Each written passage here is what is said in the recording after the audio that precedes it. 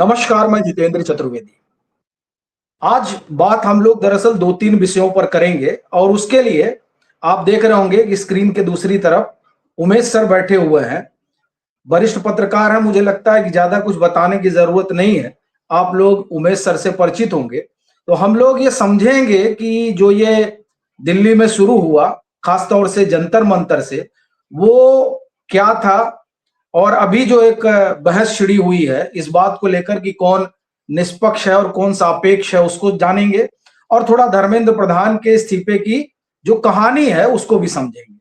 तो सर, शुरुआत तो हम इसी से कर रहे हैं कि ये जो जिसे कहा जा रहा है जो जंतर मंतर पर जुटान हुआ, क्या ये अरविंद केजरीवाल का एक स्पॉन्सर्ड था या जो कुछ लोग करेंगे सब स्वतः स्फूर्त था?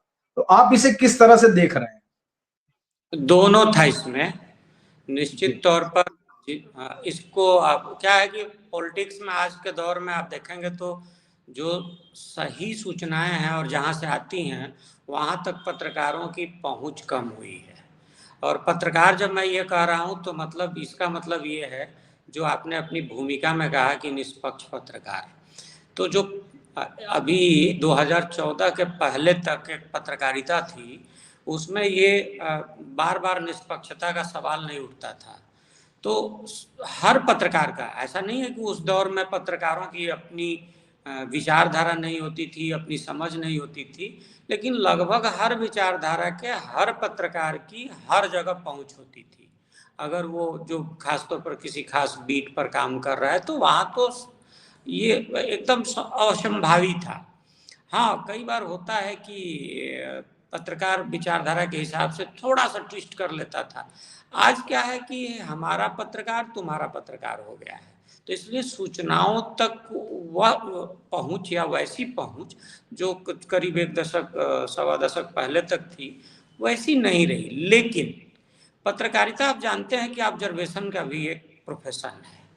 आपने ध्यान दिया होगा या जो लोग सुन रहे हैं उनको मैं उम्मीद करूंगा, अपेक्षा करूंगा कि वो ध्यान देंगे उस वीडियो पर जब धर्मेंद्र प्रधान के इस्तीफे के तुरंत बाद अरविंद केजरीवाल का वीडियो आया था।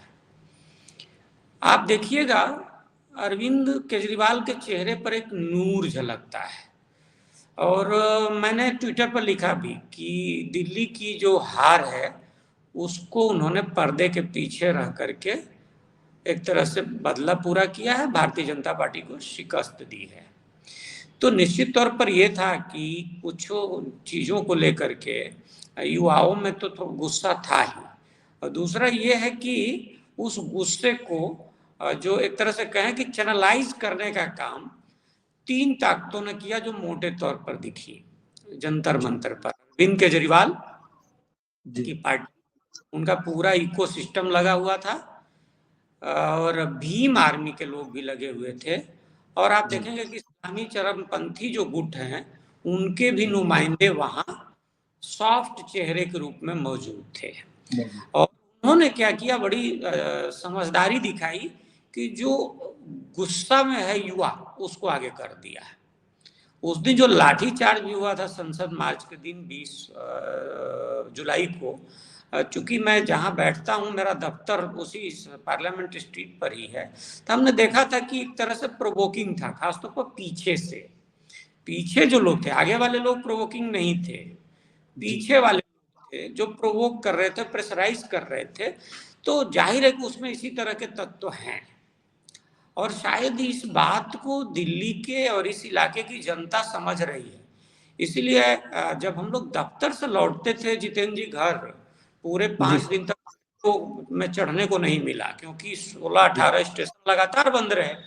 तो बसों में लटक लटक के, और ये एक बड़ा सोचने की बात है। बहुत सारे लोग सोचते हैं कि सारे अफसर भी गाड़ियों से चलते हैं, तो ऐसा नहीं है। बहुत सारे दफ्तरों की महिला अफसर, बड़े अफसर भी जो निदेशक स्तर के डायरेक्टर लेवल के, वो लोग भी बसों में या मेट्रो में चलते हैं। तो वो बसों में चल रहे थे और उनमें एक स्वतः स्फूर्त प्रतिक्रिया थी। जितेंद्र जी, आप लखनऊ में बैठे हैं, आपको जान के आश्चर्य तो नहीं होगा लेकिन थोड़ा सा गुदगुदी सी हो सकती है कि लोग ये कह रहे थे कि या तो हमारे दफ्तर बंद कर दो या फिर इस इलाके को उत्तर प्रदेश पुलिस को सौंप दो। अच्छा जी, ये मैंने मतलब रोज सुना। एक दिन तो हमारे पड़ोस में ही 2 महिला पुलिस, दिल्ली पुलिस की बैठी हुई थी, महिला सिपाही थी, और बेचारी वो सिर झुका के सुन रही थी।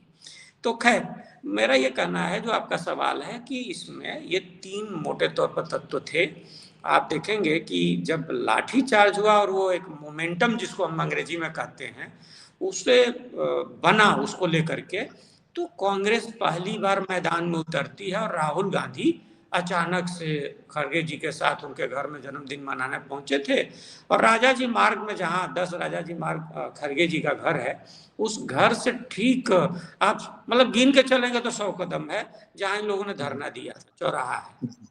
तो वहां पहुंच गए, और कांग्रेस के एक बड़े नेता से 19 तारीख को मेरी बात हुई थी।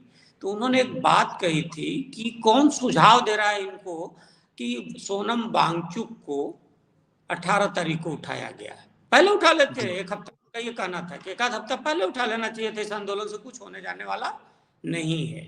एक चीज और आप देखेंगे कि जब सोनम वांगचुक की तबीयत खराब होने की खबरें आने लगी, तो राहुल गांधी को ट्रोल किया जाने लगा कि सब आ रहे हैं जंतर मंतर, राहुल गांधी क्यों नहीं आ रहे हैं। राहुल गांधी जी। आप हैंडलर्स को देखेंगे जो ज्यादातर मार्क्सवादी विचारधारा के हैं। तो ऐसा है कि इसमें वो लोग थे। और हाँ, इसको भुलाना नहीं चाहिए हमें कि मार्क्सवादी विचारधारा की, वामपंथी विचारधारा की जो स्टूडेंट्स यूनियन है, उन्होंने, उनकी तो एक नेहा बोरा अनशन ही कर रही थी, तो उन लोगों ने भी भरपूर इसमें मदद की है। तो एक तरह से ये एक गोलबंदी थी जिसमें पीछे से अरविंद केजरीवाल की पार्टी थी। क्योंकि आप देखेंगे कि जब राहुल गांधी धरने पर बैठे थे, तो सबसे पहला उनके विरोध में ट्वीट जो है वो भारतीय जनता पार्टी का नहीं आया, भाजपा के प्रवक्ता ने नहीं बोला। संजय सिंह ने लिखा कि राहुल गांधी को मोदी ने धरना पर बैठा दिया है ताकि आंदोलन को डिस्क्रेडिट या पटरी से उतारा जा सके। तो चीजें बता रही हैं कि आंदोलन में कौन था। और ठीक है, पुलिस ने लाठीचार्ज किया, लेकिन बाद के दिनों में जो प्रोवोकेशन हुआ, वो तो क्या होता है ना कि युवाओं को मैं बहुत ज्यादा दोष नहीं देता, जो 18-20 साल वाले लोग वहां प्रदर्शन कर रहे थे, वो भाग जाते हैं। तो इसलिए उनको, लेकिन बहका कौन रहा था, असली चीज ये। और ये पुलिस को, मुझे लगता है कि मेरा मानना है कि ये पुलिस को देखना चाहिए, नहीं तो आने वाले दिनों में इसी तरह से बहकाए जाते रहेंगे। और एक चीज और मैं कहना चाहूंगा कि आप पूरा हिस्ट्री देख लीजिए, बड़ा विजेता घोषित किया जा रहा है अभिजीत दीपके को या उनकी टीम को।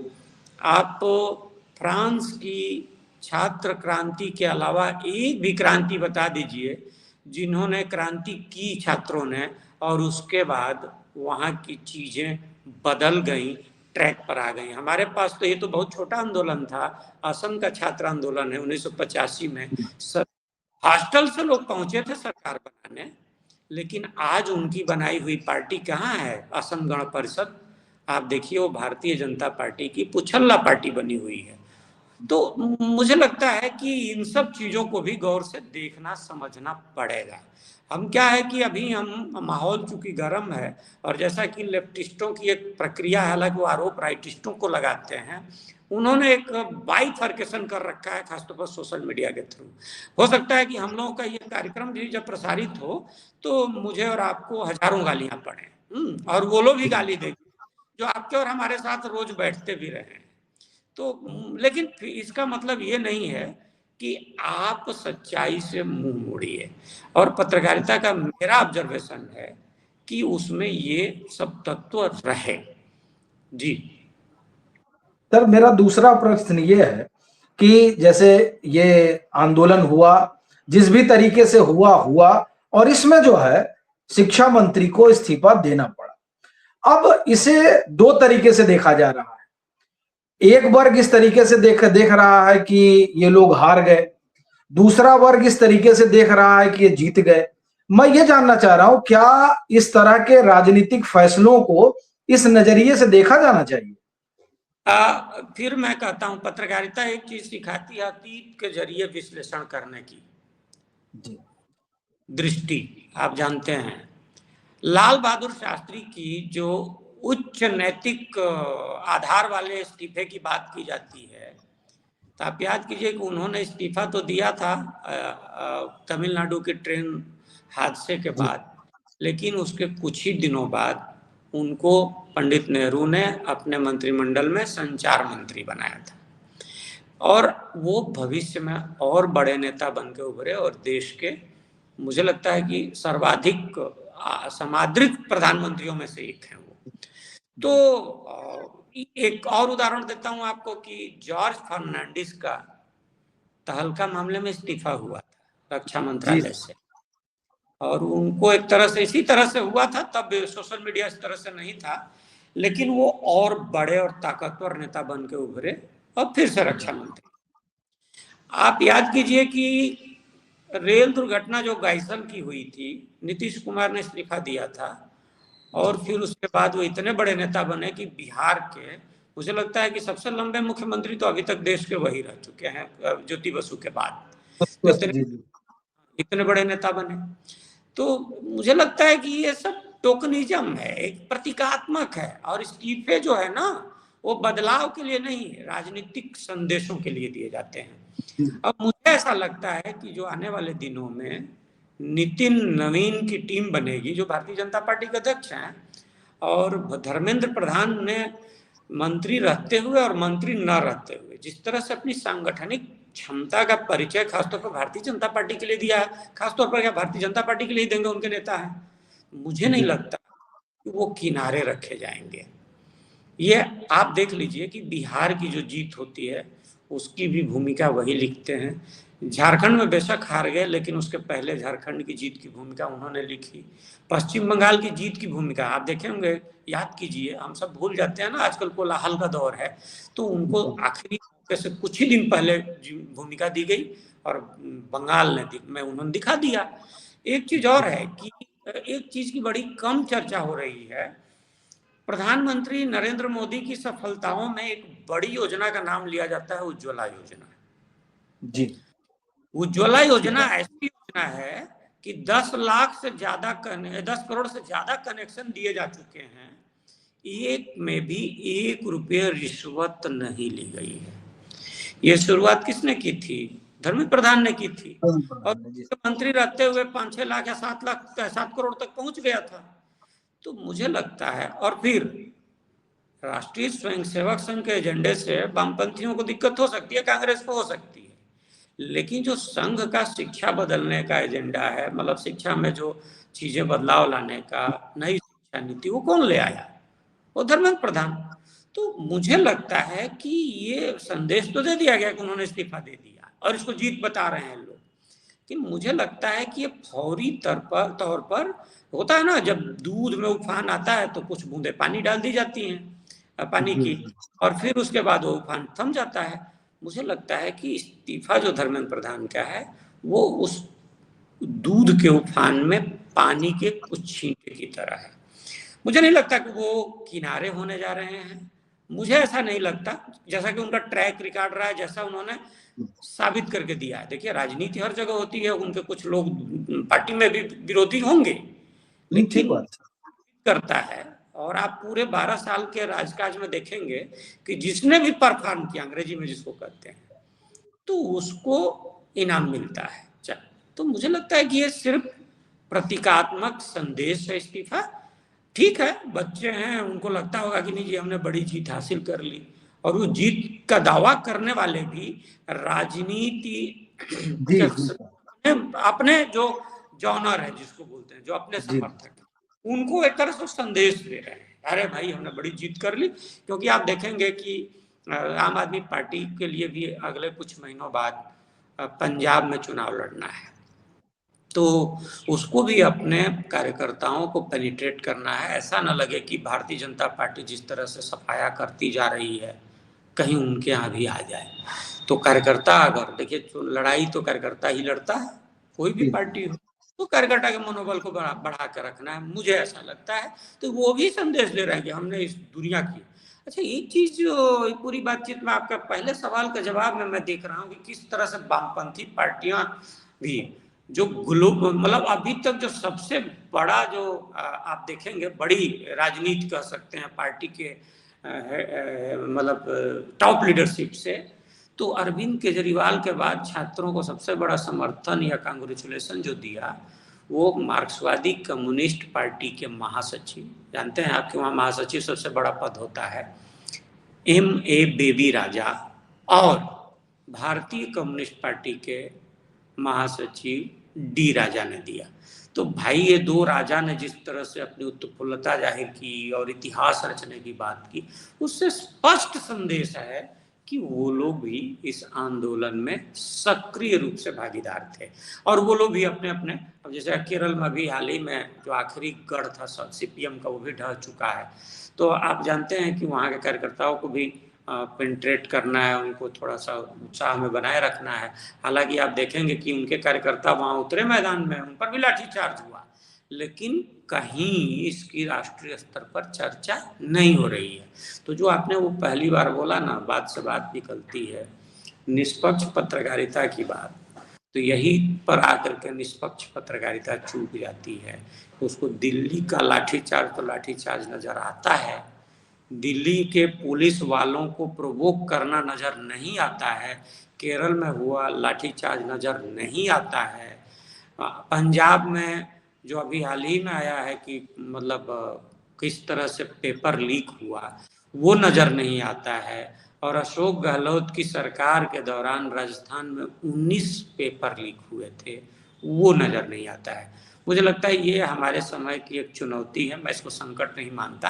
हालांकि सोशल मीडिया और तमाम इतने सारे साधन हो गए हैं कि लोगों को सब कुछ पता चलता है।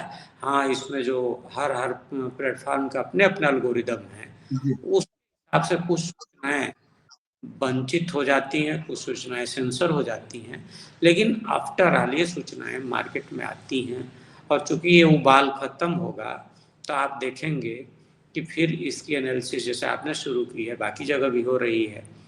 हालांकि एक जब हम लोग ये चर्चा कर रहे हैं तो एक खबर मैं पढ़ रहा था वेबसाइट पर कि अब इथेनॉल 20 को लेकर के अरविंद केजरीवाल ने लोगों से यूनाइट होने को कहा है।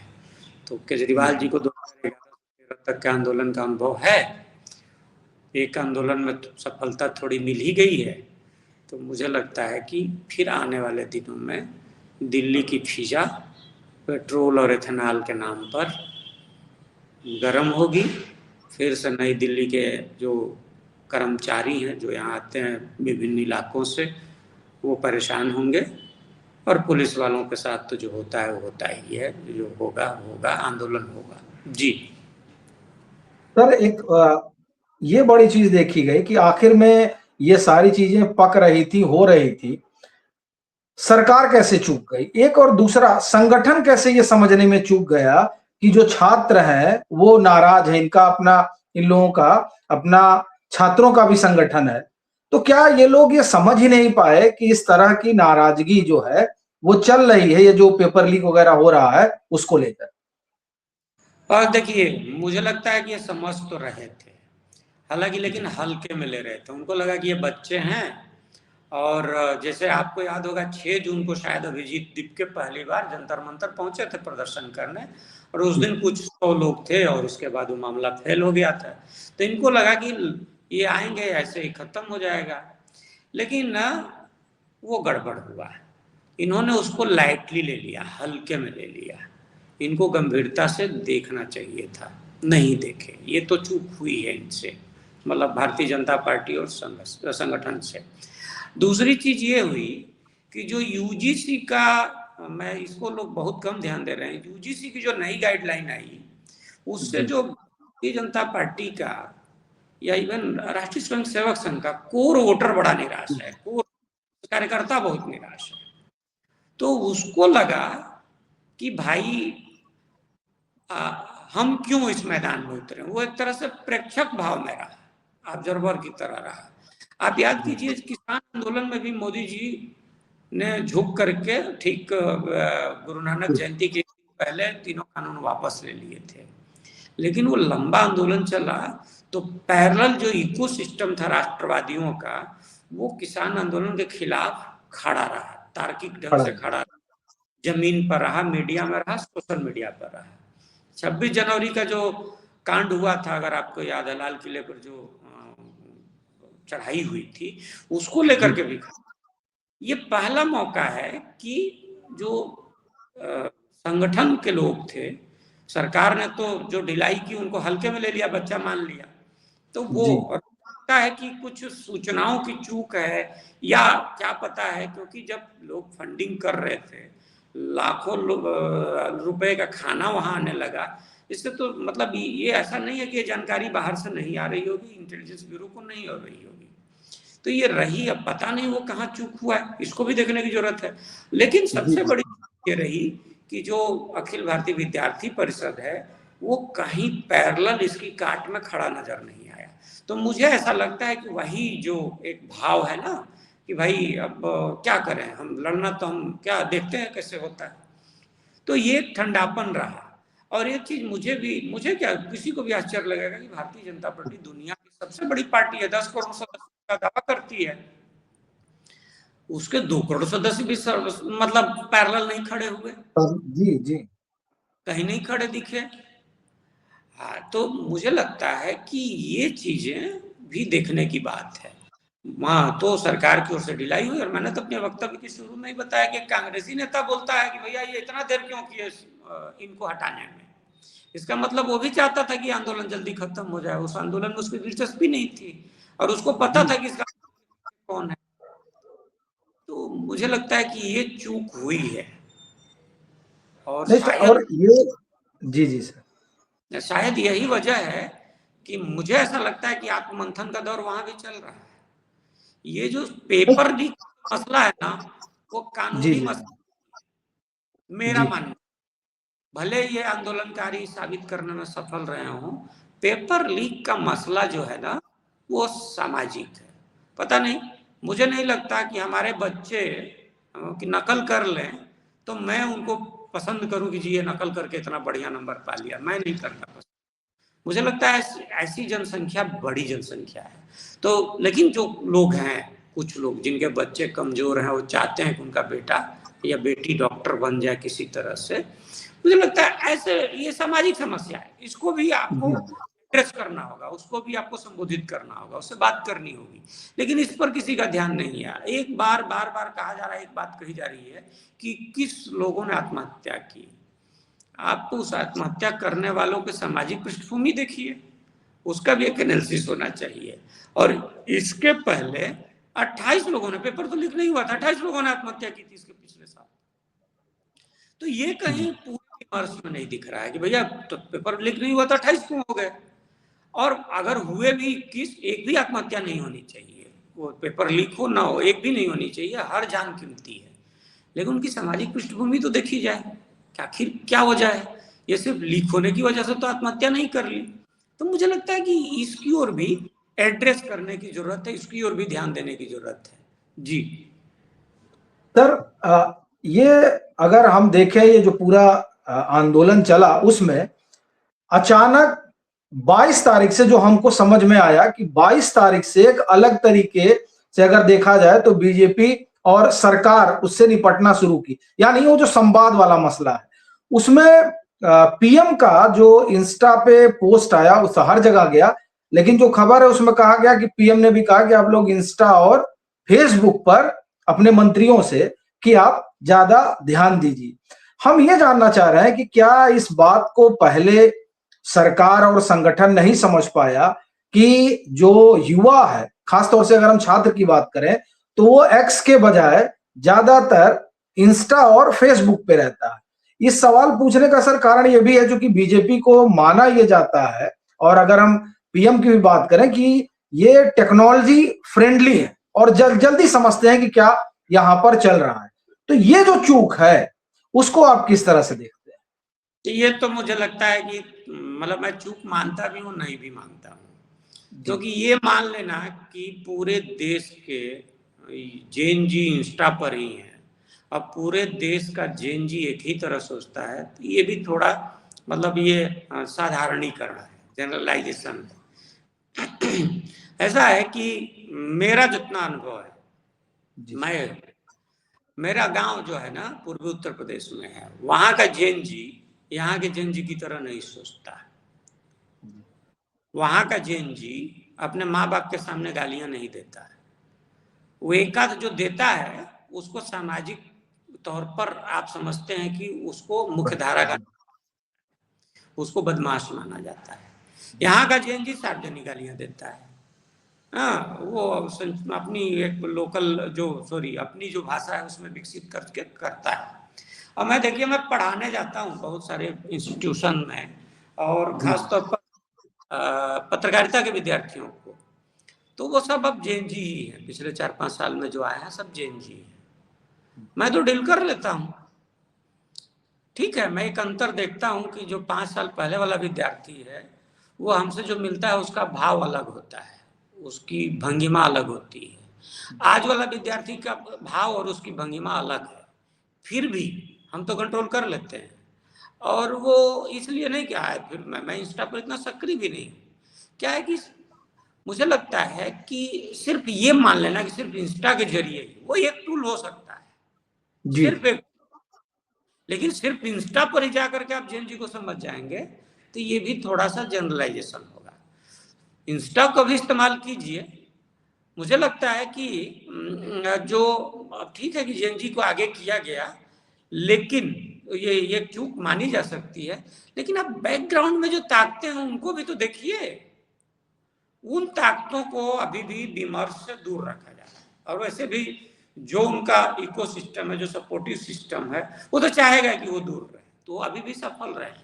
मुझे लगता है कि उसको एक्सपोज करने की जरूरत है। और एक चीज और देखिए, जो इस दौर में, इस प्रदर्शन में जिस तरह से खुलेआम कैमरे के सामने गालियां दी गई प्रधानमंत्री को, तो उन गालियों के अब आगे वाला पोस्ट भी आ रही है, आगे वाले भी वीडियो आ रहे हैं, उनकी ओर भी देखिए। मतलब जैन जी की इतनी स्वीकार्यता उनके घरों में नहीं है कि वो गाली दे ले। तो अब लोगों के घरों में दबाव पड़ रहा है, क्योंकि भाई आप पढ़ने गए हो या गाली देने गए थे क्या। और मुझे लगता है कि भारत, जिसकी सांस्कृतिक परंपराएं बहुत गहरी हैं, जिस पर हमेशा हमला होता है, वो इतना अभी नहीं जाकर ठप पड़ा है कि अपने बच्चों की सरेआम गालियों को सामाजिक स्वीकृति दे सके। अब एक दिल्ली के प्रोफेसर हैं, उन्होंने लिखा है कि जी शादी विवाह में गालियां दी जाती हैं। भैया उस गालियों का संदर्भ तो समझिए। और वही महिलाएं क्या शादी विवाह के बाद गाली देती हैं क्या? या वही पुरुष बाद में करना पसंद करता है क्या? अगर वो गाली नहीं, देता है तो उसको यही सर हम आपसे ये समझना चाह रहे हैं कि ये जो अब इसे थेथरई कहा जाएगा ना, थेथरोलॉजी जो चल रही है, जब आप बात भाषा की करिए तो इस तरह का उदाहरण दिया जाता है कि विवाह में गाली होती है। अब विवाह में जो गाली दी जाती है उसका संदर्भ क्या है? तो ये जो आप देखिए सर, हो क्या रहा है कि ये जो भाषाई सीमाएं लांघी गई इस आंदोलन में, उसमें उसको कहा गया कि ये जैन जी की भाषा है, यानी जो वो कह रहे हैं उसको जस्टिफाई करने की कोशिश हो रही है। इसको आप क्या देख रहे हैं कि ये मतलब जो लोग जस्टिफाई कर रहे हैं वो उसी इकोसिस्टम का हिस्सा है जो कांग्रेस और लेफ्ट ने डेवलप किया है। तो क्या ये जो एक खीज है उनकी वो निकल रही है? नहीं, उनकी खीज नहीं है, क्योंकि जीत मिली है तो इसको बोले क्या बोले, उसको कहते हैं ना कि उसको सही साबित करना है। जी जी, नहीं था, बाकी खींच वोज नहीं है। खींच कहाँ है इसमें? तो अभी उनको खींच तब रहती ना जब हार गए होते। धर्मेंद्र प्रधान अभी भी कहने के बावजूद शास्त्री भवन में 5वें फ्लोर पर बैठे होते, शिक्षा मंत्रालय को संभाल रहे होते। ऐसा नहीं है। दरअसल क्या है कि जो आपने शब्द का इस्तेमाल किया ना, थेथरोलॉजी, ये हो रहा है। आप देखिए, हम सब लोग क्या है कि दो विमर्श एक साथ मिलाए जा रहे हैं, दो बातें एक साथ मिलाई जा रही हैं। कई बार क्या होता है कि हम उम्र और बहुत क्लोज दोस्तों के बीच में आपस में कुछ गालियां चलती हैं, और उसके बाद लेकिन वही जब या तो ऊपर वाला होता है या नीचे वाला आता है। आप कॉलेज में भी रहे होंगे, यूनिवर्सिटी में, एक क्लास ऊपर वाला आ जाएगा, एक क्लास नीचे वाला।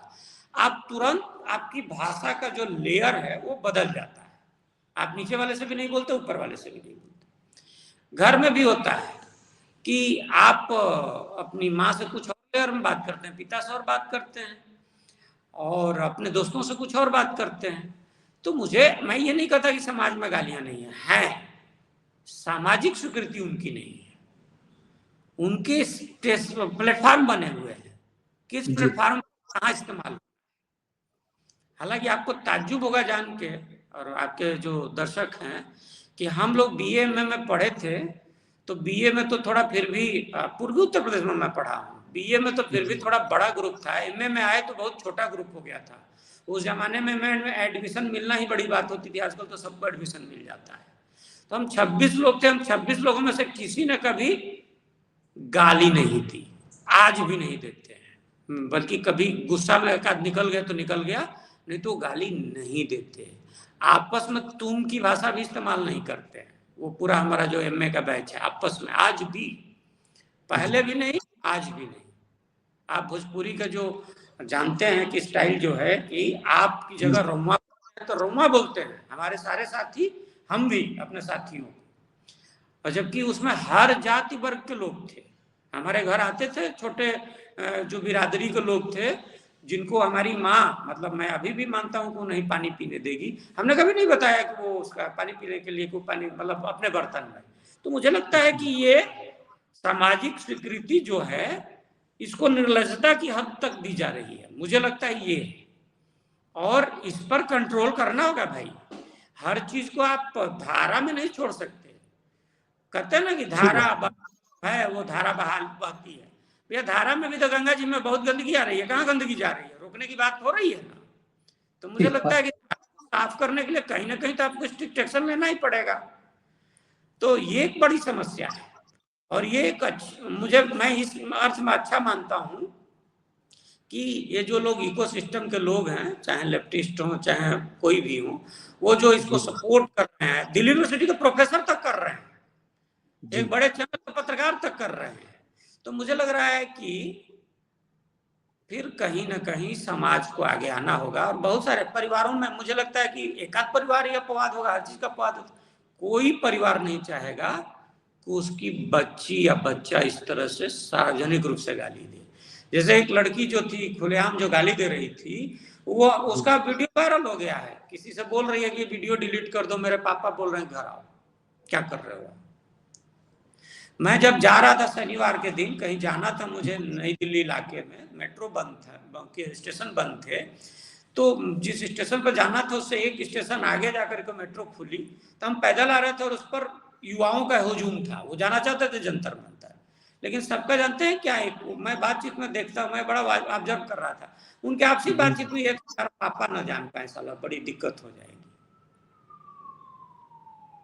तो मुझे लगता है कि हम जब एनालाइज करते हैं, और जो लोग जालियों का समर्थन कर रहे हैं, सबसे बड़ा सवाल ये है कि क्या वो लोग गाली देंगे, अपने घरों में बर्दाश्त करेंगे क्या इस तरह से? बड़ी बात यही है जी, तो बर्दाश्त कर लेंगे क्या? तो इसकी ओर भी जी। सर आखिरी सवाल जिससे हम शुरू किए थे उसी पे खत्म करना चाहते हैं, ये जो निष्पक्ष पत्रकारिता वाली जो बहस है, इसको आप किस तरह से देखते हैं? भाई ये सब्जेक्टिव बहस है, मेरे लिए आप निष्पक्ष हैं और मेरे लिए एक निष्पक्ष नहीं है, यही दूसरे पक्ष के लिए भी है। और इसमें सबसे बड़ी गड़बड़ी जो है ना, जो नया मीडियम आ गया है ना, सबको उसने पत्रकार बना दिया, इसने कर दिया है। तो मुझे लगता है, और राजनीतिक सिस्टम तो एक पार्ट है, राजनीति तो हमेशा से चाहती थी कि उसकी बात की जाए, पहले भी चाहती थी, अब भी चाहेगी और भविष्य में भी चाहेगी। और क्या मतलब जो लोग निष्पक्षता की बात करते हैं, आप याद कीजिए कि इस देश में, इस दिल्ली में जब आम आदमी पार्टी की सरकार थी, कितनी खबरें उनके खिलाफ छपती थी। ठीक बात है। तो ये है कि ये सब्जेक्टिव है। दूसरा क्या है कि ये जो इकोनॉमिक सिस्टम है, खासतौर पर अपने यहाँ मीडिया का, चाहे टीवी हो चाहे अखबार हो, जो उसका अर्थतंत्र है, उसमें ना विज्ञापन दाता हमेशा अपर हैंड पर रहेगा।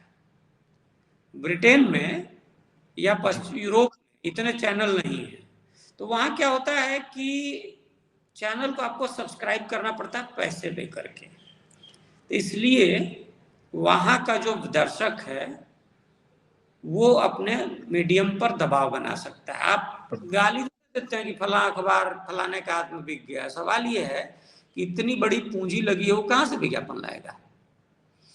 अब सत्ता तंत्र तो किसी का भी हो, वो आइडियल तो हो नहीं सकता, राम जी नहीं हो सकते। अब राम जी के तो जब कृष्ण भी नहीं हो सकते। तो मुझे लगता है कि ये निष्पक्षता वाली बहस जो है ना, इस नजरिए से भी देखनी समझनी होगी। और जो लोग निष्पक्षता का दावा करते हैं, जरा उनसे पूछिए अपने दफ्तरों में क्या करते हैं, बोले नौकरी आज कर रहा हूँ जी। और ये तय है, पहले भी पढ़ाया भी हम लोगों को, हम 3-3.5 दशक हो गया एमसीयू पढ़े हुए। बताया जाता था कि भैया अखबार की, उन दिनों अखबार ही थे, टीवी चैनल नहीं थे, हर अखबार की अपनी नीति होती है और उस नीति को फॉलो करना, उसको मानना और उसके हिसाब से पत्रकारिता करना पत्रकार की का दायित्व होता है। वही पत्रकार आप देखिए इंडियन एक्सप्रेस वाला या हिंदू वाला टाइम्स ऑफ इंडिया में जाता है तो वो तेवर नहीं रह पाता है। तो पत्रकारिता जो है ना, पत्रकार निष्पक्ष है, ये तो थोड़ा हमारे रवीश भाई ने कुछ ज्यादा ही कर दिया। वो कितने निष्पक्ष हैं वो छोड़ दीजिए, लेकिन पत्रकारिता की निष्पक्षता या पक्षधरता उसके संस्थान पर निर्भर करती है। पत्रकार उसका एक छोटा टूल होता है। इसको भी मुझे लगता है कि पब्लिक विमर्श में लाना चाहिए ताकि लोगों तक ये बात पहुंचे। लोग सोचते हैं जी कि पत्रकार ही सब कुछ करता है, नहीं। वो बैक में जो बैठी हुई ताकतें हैं, कई बार खबरें मार्केटिंग के दबाव में चलाई जाती हैं, आप जानते हैं। कई बार सर्कुलेशन के दबाव में चलाई जाती हैं। कई बार जिन इलाकों में आपको बढ़िया टीआरपी नहीं मिल रही होती है तो उसके हिसाब में भी और उसके मतलब मानसिकता के लिहाज से चलाई जाती है। मुझे लगता है इसको भी देखना समझना पड़ेगा, तभी ये बहस मानी होगी, मानीखेज होगी या बेमानी होगी। जी, तो हम लोगों ने उमेश सर से कुछ जो इस समय ज्वलंत मुद्दे हैं उन्हें समझने की कोशिश की, और खास तौर से ये जो पूरा आंदोलन चला और जो निष्पक्षता वाला मसला है। सर आप जुड़े, आपका बहुत बहुत धन्यवाद। नमस्कार।